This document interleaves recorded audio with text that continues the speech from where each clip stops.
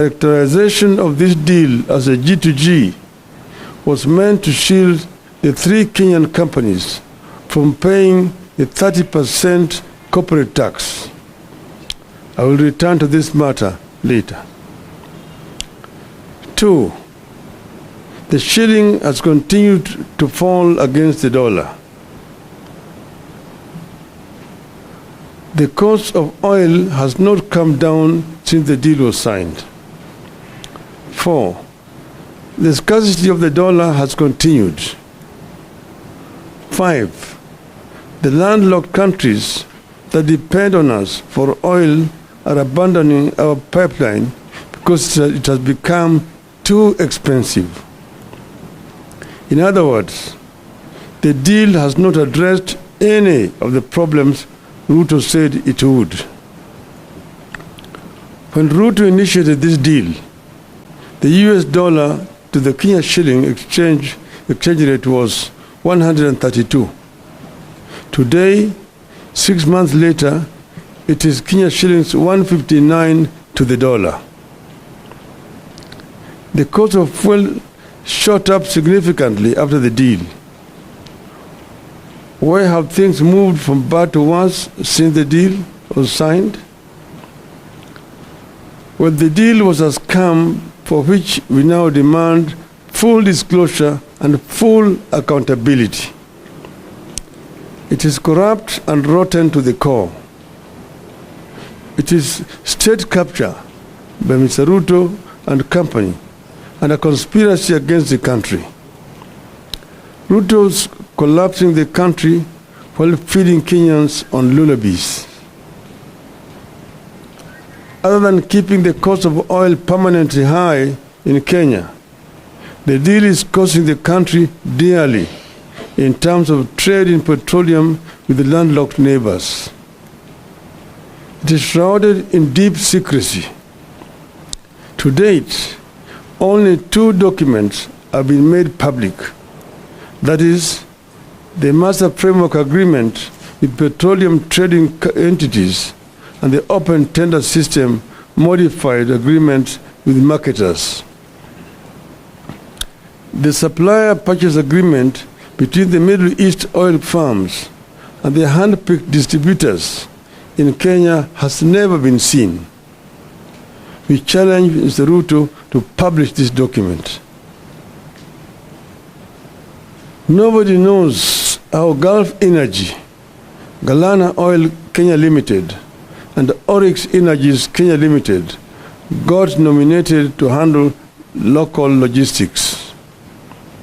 But the hand-picked distributors are selling oil to us at almost twice the price from bulk suppliers. These companies are also manipulating deliveries date ranges so that they can minimize on prices. We know that in August this year, 4 months after the deal, the government allowed Oryx Energies to sell oil at prices that had been inflated by 17%. In the Ruto deal, Oryx is a supplier of diesel to other oil marketing companies in the country. The excuse was to delay in discharging fuel at the jetty. This shady business model is being deployed by all the companies that were retained in the Ruto deal. They buy at low prices, delay discharging, then ask to be allowed to offload at higher prices, and the cost is passed on to the consumers. In the case of Oryx, it had bought the diesel at an average Platts price of $97.88. That is 14,182 shillings per barrel in July, but was allowed to sell the same to oil marketing companies at $114.5 US, that is 16,585 shillings per barrel. Some of the companies charging the higher prices deliver more cargo than they were contracted to deliver, forcing Kenyans to buy more of the oil whose prices are inflated, hence the permanent high prices of petroleum products. The ministry is changing billing month to allow the oil firms quote higher prices. For instance, cargo that was bought in July when the price was low is allowed to quote higher August prices and pass the burden to the consumer. The deal that Ruto hailed as phenomenal has resulted in high landed costs as a result of structuring of the contract. The faults include the double counting of some cost elements and fixed freighted premium, which sometimes are higher by up to $50 per metric ton. The cost is passed on to the consumers. It also lacks flexibility, which further exacerbates the pricing model. Uganda has announced that it will no longer purchase petroleum products from Kenya because middlemen have inflated prices by up to 59%, imposing too higher costs on consumers. The exact same scenario is prevailing here. The middlemen President Museveni is talking about are Kenya government officials. I repeat, the middlemen President Museveni is talking about are Kenya government officials. The deal has interrupted supply. Gulf Energy, which manages up to 50% of government importation, has been experiencing serious challenges securing letters of credit. This is because the single bank that was picked to provide the letter of credit is struggling with big bad loans. Consequently, there is delay for clearance of importers to offload oil. Ships are queuing at sea for up to 18 days, awaiting a confirmation of a letter of credit in order to discharge, while the Kenya Pipeline Company goes without operations for days because there is nothing to process. Then the companies incur demurrage, which is transferred to the consumer. Under the open tender system, that's the old system, demurrage costs are $45,000 per day for the biggest tanker docking at the port of Mombasa, and $31,000 per day for the second biggest vessel. But under the Ruto deal, demurrage has risen up to $70,000 per day. This cost is passed on to the consumers at the pump. You will have noticed that Tanzania recently reduced the cost of petroleum products from 1st of November, while Kenyans remain the same or just marginally changed. Tanzania said it was reducing prices because of decrease in the world oil prices by an average of 5.68%, while premiums for importation of petroleum products had decreased by an average of 13% for super petrol, also known as premium motor gasoline or premium motor spirit, and 25% for automotive gas oil or diesel. We will not hear that story here because of the corrupt dealings written into the Ruto deal. As ships accumulate extra charges on the high seas, the money sits in an escrow account in a local bank where it earns interest. It remains unclear who the beneficiaries of the accrued interest is. This deal has led to high cost of oil products sourced through the Northern Corridor Transit route, that's Kenya route. The freight and premium rates for the May 2023 cargoes were higher in the northern corridor by 61% compared to the central corridor. Northern corridor is the line running Mombasa, Nairobi, Malaba, Kampala, and to DRC. The central corridor, the one that comes from Dar es Salaam all the way to Rwanda, Uganda, and DRC. That rise in freight and premium is reflected at the pump. That is what has pushed Uganda and other forward markets like South Sudan, Eastern DRC, Rwanda, and Burundi to consider importing goods through the Central Corridor or Tanzania route. Uganda is shifting to the Central Corridor, meaning that they are going to be using the port of Dar es Salaam or Tanga rather than Mombasa. The volume it ferries via Kenya pipeline has dropped by 52% from 70%. So other than making petroleum products ever more costly, the deal is going to kill the Kenya pipeline company as soon as this year. You need to know that it is the Ugandan market that earns the Kenya pipeline company foreign exchange. The transit volumes account for 51% of Kenya pipeline company's revenue, which stands at an average of 2.6 billion shillings per month. When the company loses in the volume transported, it results in higher tariffs, which is transferred to the local consumer in terms of higher cost of petroleum products. A 10% reduction in the transit volumes would result in a 5% increase in tariffs, which is reflected at the pumps in terms of cost of fuel. The change of route by landlocked trading partners will force a number of Kenyan oil marketing companies and logistic firms to close shop. Of course, this leads to job losses, loss of foreign exchange, loss of revenue for the country as a result of KPC losing transit share. Ideally, Kenya should have provided a pipeline and storage capacity allocation for Uganda market. Kenya should also have allowed the direct participation of the Uganda oil marketers in sourcing petroleum products through the northern corridor route.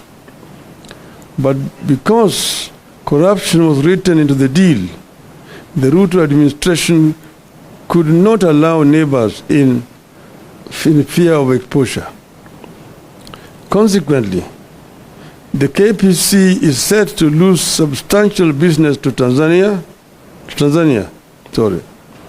Uganda's shift to the Central Corridor will most certainly influence Rwanda, Eastern Democratic Republic of Congo, and South Sudan.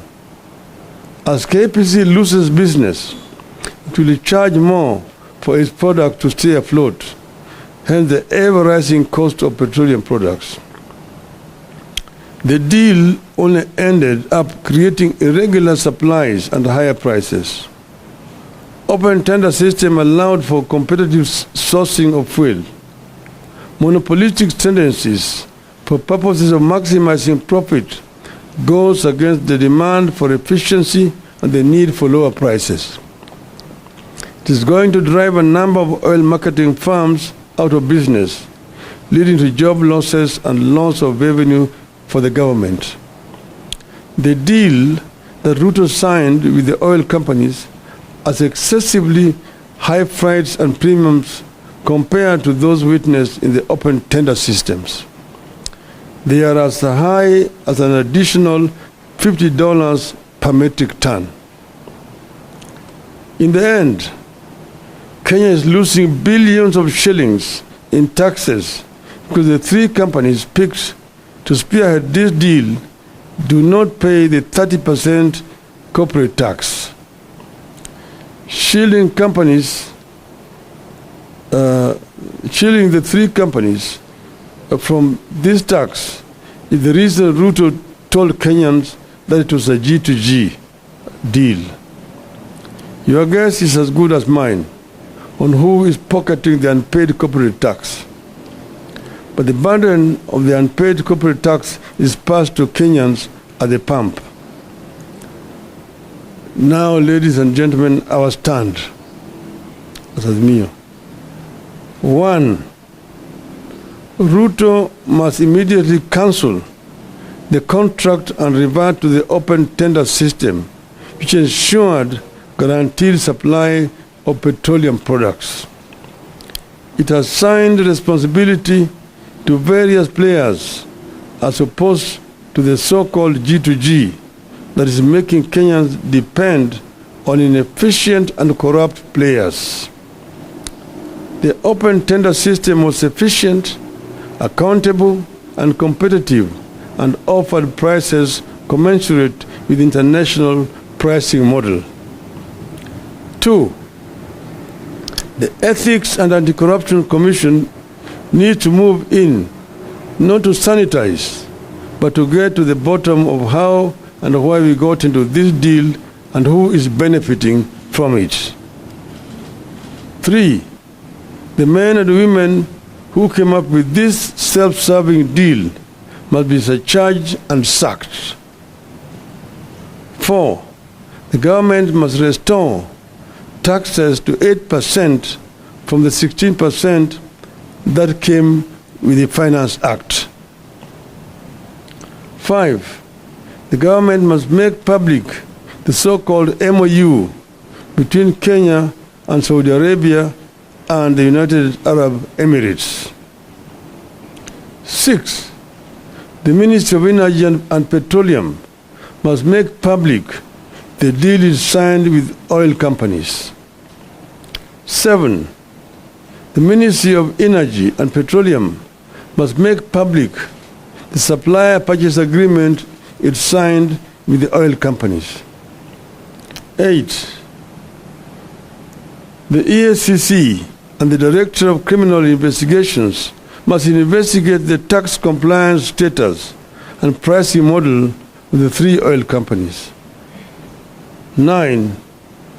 We need a comprehensive brief on what the move by Uganda to pursue much of its petroleum needs through the Tanzanian Central Corridor means to our country, especially to the future of the Kenya Pipeline Company. End of statement. Thank you.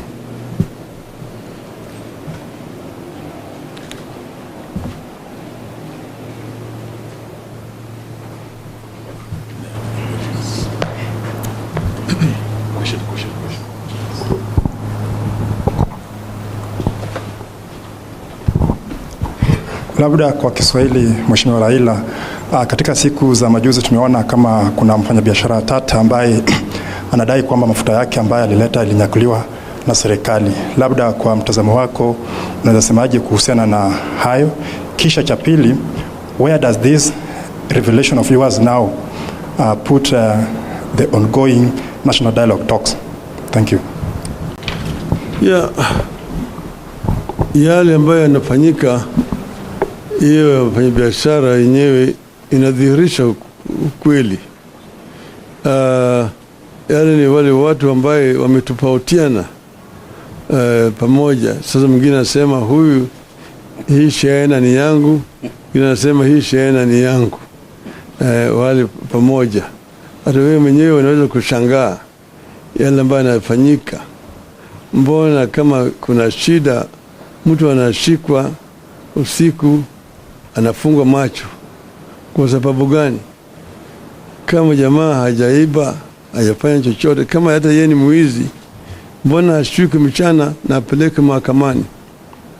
Ni wale ni wao wezi wawili wanashikana peke yao. Upande mwingine sisi tuko na washirika wetu ambao sisi tulituma kwa yale mazungumzo. Mmoja wao ndugu Eugene Wamala yuko hapa. Sisi tuliwaambia katika yale majadiliano kuna maneno ambayo sisi hatuwezi kuacha nje. Tuweka masharti, atukuna maneno ambayo mpaka tupate suluhu, hasa yale ambayo yanahusu wananchi wenyewe. Kwa mfano moja yao ni gharama ya maisha. Tumesema gharama ya maisha mpaka irudi chini. Hiyo ni moja ya masharti ya mazungumzo yetu. Ingine ni kuundwa kwa tume ya uchaguzi. 3 ni ukaguzi ya matokeo ya uchaguzi iliyopita. 4 ni mambo ya kutuingilia kwa vyama vingine vya kisiasa. Kuheshima kwa vyama vya kisiasa. Yale ya masharti. Lakini muhimu zaidi ni gharama ya maisha lazima irudi chini. Na wao wamesema vile inawezekana. Tumesema kwa mfano ile ushuru waliweka kwa mafuta itolewe kutoka 16% irudishe pale ilipokuwa 8%. Hiyo ni moja yao. Na kadhalika na kadhalika. So tumesema kama hawawezi kukubali basi haviendi. Tumesema kama hawawezi kukubali yale, hiyo tunasema hakuna mazungumzo, hakuna maafikiano.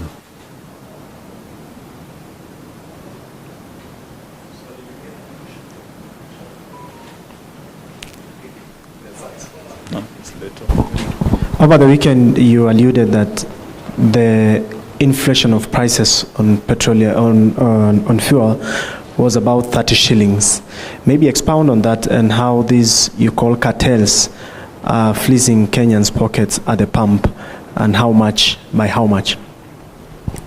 No, I mentioned the other time, and you're going to find it in the statement that I've just read there, how prices are being inflated and then passed on to the consumer. I mentioned, for example, you'll find that you're being charged 217 shillings, but actual price would be 187 shillings. Now, where we are not sure is how that 30 shillings is being distributed, who is the beneficiary. But I've also explained to you how the whole of this process was conceived, how it was then executed, and how it is actually hurting the consumer down here. You'll find, for example, that ships are taking very long.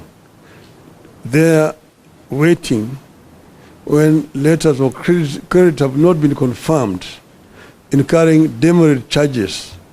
The demurrage charges themselves have also been increased. It used to be $45, $1,000 per day. It is now $70,000 under this deal. And all that is being passed on to the consumer. So what is happening here is a complete rip-off. People are paying for air, and these people are very happy with this.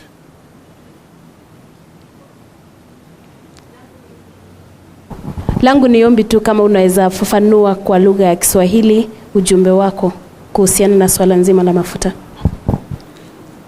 Tumesema kwanza tuliambiwa ati hii mpango ni serikali na kwa serikali.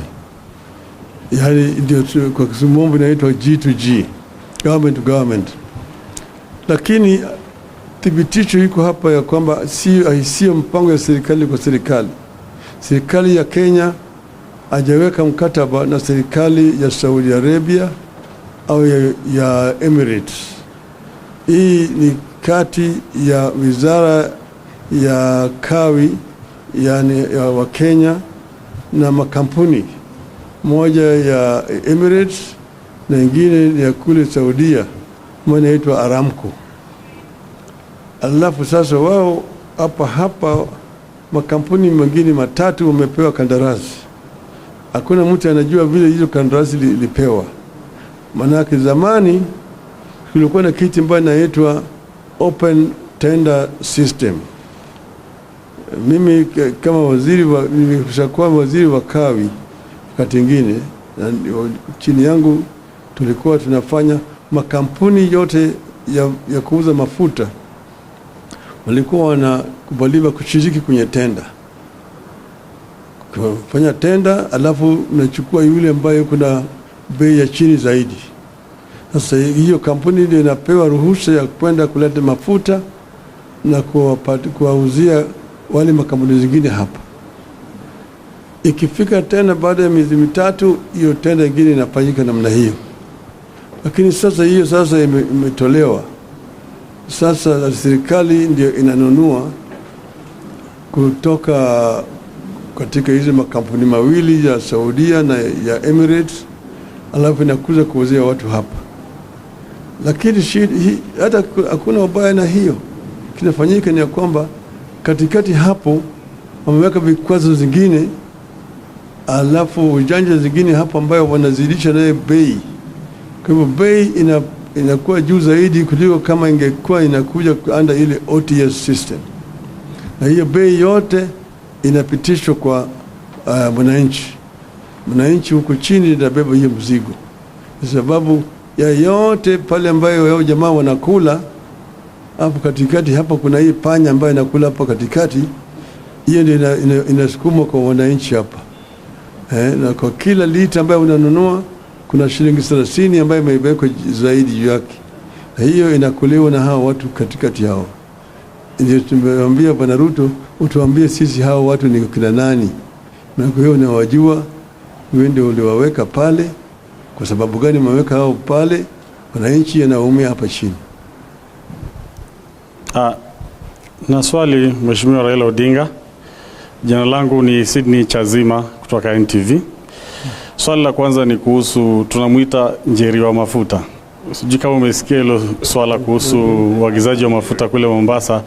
Kuna meli ambayo imeshikwa ilikuwa na mafuta kuleta nchini. Je, mama huyu ni mmoja wapo ya wale watu ambao wanaongelea? Alafu swali la pili, tulimsikia Mheshimiwa Kalonzo Musyoka akisema hivi majuzi kwamba ikiwa mazungumzo ya uwiano kati ya Azimio na Kenya Kwanza hayataendelea mbele, basi mnaweza rejea katika maandamano. Je, hilo ni wazo sawia na lako? Kwanza hiyo swali ya pili, kwanza hawajamaliza. Hatutaki kuanza kutoa masharti sasa. Wakifika wakati ambayo itakuwa wametofautiana kabisa, kuna mafikiano, sisi wenyewe tutatoa taarifa yetu. Kwa hivyo wakati hii sitaki kutoa hata vitisho ingine. Itaonekana ya kwamba sisi tunatoa vitisho, manake hatutaki watu wawe na mafikiano. So bado tunawapatia fursa kuongea. Pili, huyo mama mafuta, huyo mama so mamona na unajua biashara ya mafuta, unajua gharama yake, pesa ambayo inatakikana ufanye biashara ya mafuta bilioni 17. Angalia sura yake kama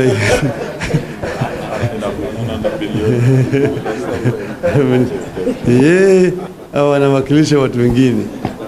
Sasa wale ambao wanawakilisha ndio tunataka kujua, maana yake mingi ni kama sarakasi. Asanteni sana. Tutatumieni nakala ya dozi ya hii kwa uchambuzi kamili.